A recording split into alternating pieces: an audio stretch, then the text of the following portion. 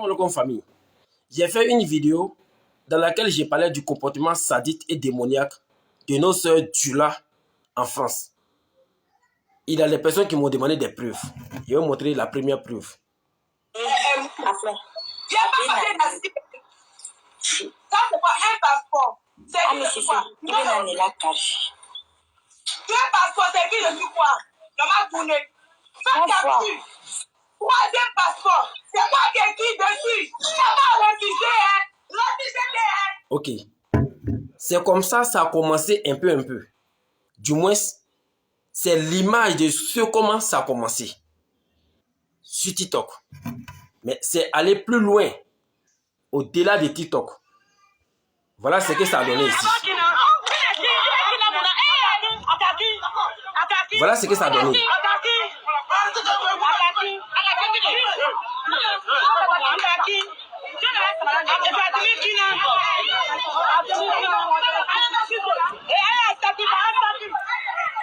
Voilà comment ça a commencé. Et voilà comment ça s'est terminé. Sur les réseaux sociaux, dans les rues françaises, devant les Français, devant les Africains. Et ce sont des sœurs Djula. Quand j'ai dit Djula, il y a des personnes qui se croient tellement intelligentes ou intellectuelles. Non, Djula, c'est quelle ethnie? Djula, c'est quelle région? Je vous dis. Si vous ne le saviez pas, en Côte d'Ivoire ici, là, ce qu'on appelle Djula, là, c'est les Koyaka, les Maoka, les Sénoufo, les Odjinika, les Kwanga, qu'on appelle les gens de... tous ceux-là, tout ce groupe du Nord, là, ce sont eux qu'on appelle Djula en Côte d'Ivoire. Les Bété, les Gourou, les Yakuba, les Dida, les Baoulé, ce groupe-là, on les appelle ici Goussoumani ou bien Kobala. À bon entendeur, salut. Si nous avons échoué à l'éducation de nos sœurs, il faut qu'on reconnaisse la vérité. Et ces sœurs Djula vont encore plus loin. On va les écouter.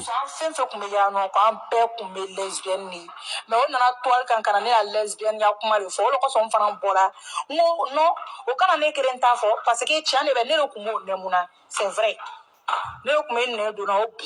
Ça, c'est vrai. Mais, au cas où nous tous on était dans le même coin là. On est mariés, mais lesbiennes, on est. Vous avez écouté ça? Est-ce que vous avez écouté? Des gens, des filles qui sont mariées, qui se retrouvent aujourd'hui par magie en France. Voici leur pratique. Je suis sûr que leurs différents maris là n'ont pas d'autres repères. Sinon, aucun homme sur terre ne peut vivre avec ce genre de femmes. Ça prouve leur comportement réel. Ça prouve que leurs maris là ne sont même pas en paix dans le foyer. Et ça, c'est quelle valeur? Et quand tu veux parler de ça, il y a des intellectuels noctoires qui veulent te contredire. Où sont les preuves? Je voulais m'abstenir de brandir ces vidéos-là. Parce que ici, à Côte d'Ivoire, à Djamé, à Bobo, partout, il y a des vieilles femmes qui sont tombées en transe. Parce qu'elles ont vu la nudité de leurs sœurs, de leurs filles, qui leur ont été envoyées par les camarades de leurs filles. Je vais vous montrer un exemple encore. Je vais vous montrer un exemple. Les exemples là, j'en ai trop. Je vais vous montrer un exemple. Écoutez cette vidéo. Ça fait pitié. Ça fait vraiment pitié. Ne fais pas supprimer comment TikTok. Ne a dernier direct il est venu me donner connecté de direct berela. Mais on est venu nous maner todo. Bille ni ne se me kerenina. Connaît toi be moïdala. Ton si koro ila. Yoro gerela. Ne ko se flasi ko boro flasi ka dalam. Ni ne nana TikTok ke kadile la. Moi le bilan bebe tungana halakana no yo shila jeni. Nunu kamingene la kudu. Ne kume baraka ne maseka nous jamais enveillé dans les faux soroma. Faux soroma, amo wele la modala me kwano yenga kana mbamu soneni. Mana kasega ka kasega. Nunu bimiri alama. Nunu bimiri alama. Quand tu m'as mis l'angolo photo de Boro, alors je vais te dire Dari. Moi, quand tu m'as mis l'angolo blanc, quoi ben à blanc. Jan l'angolo photo est retoboro. Jan l'angolo photo toboro. Au calam ne kata muso de photo ta. Quand ngolo blanc, quand montage vidéo ke. Kata ne lebunya famille kono. Ne fimani vle ne kele pele ben bamso bolo. Dente ko dente. Tu sais pas ça, hein?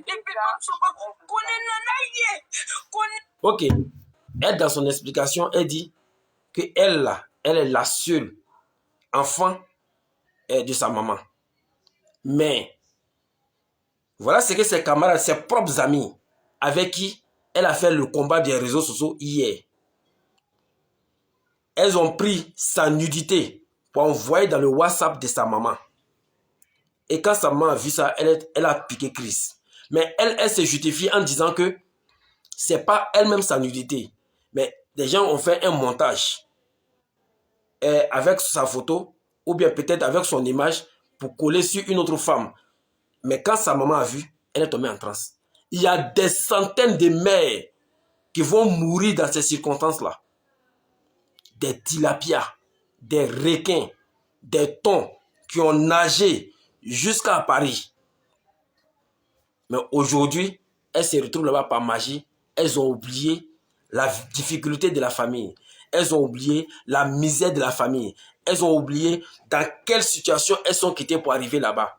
Mais de par leur faute, les Maliens, les Guinéens, les Togolais, les Tchadiens, tous ceux qui ont la couleur de peau noire vont avoir problème. Et je répète, c'est la même situation qui s'est produite en Tunisie. Des Africains qui se battent dans les rues, qui se poignardent, qui s'empoisonnent. Des Africains qui sont devenus des braqueurs, des dealers. Là-bas en Tunisie, on a vu ce que ça a donné.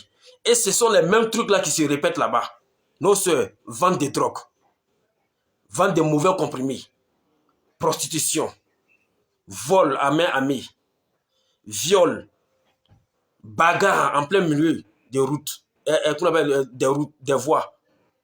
Tout ça, c'est le comportement de nos sœurs.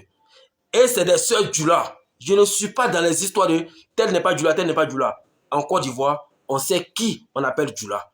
C'est les Awa, c'est les Adama, c'est les Yakou, c'est les Aïcha, c'est les Karim qu'on appelle Djoula.